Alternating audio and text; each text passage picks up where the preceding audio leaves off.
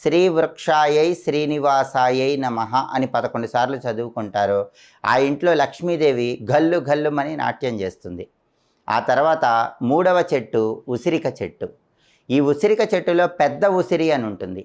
ఈ పెద్ద ఉసిరిని ఇంటి ఆవరణలో పెంచినట్లయితే లక్ష్మీనారాయణలిద్దరి అనుగ్రహము విశేషంగా కలుగుతుంది. ఆ తర్వాత 4వ చెట్టు అరటి చెట్టు. ఏ ఇంటి ఆవరణలో అయితే అరటి చెట్టు పెంచుతారో ఆ ఇంట్లో ఎలాంటి కష్టాలు ఉండవు, డబ్బుపరమైన సమస్యలన్నీ కూడా తొలగిపోతాయి. ఇక ఆఖరి చెట్టు 5వ చెట్టు కలబంద చెట్టు.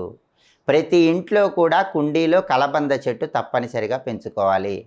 కలబంద చెట్టు దగ్గర సాయంకాలం పూట అగరబత్తులు వెలిగించి హారతి ఇచ్చినట్లయితే ఆ ఇంట్లో లక్ష్మీదేవి శాశ్వతంగా స్థిర నివాసం ఏర్పాటు చేసుకుంటుంది. కాబట్టి ప్రతి ఇంటి ఆవరణలో కూడా ఈ 5 మొక్కలు కానీ అలా వీలు కాని పక్షంలో ఈ 5ంటిలో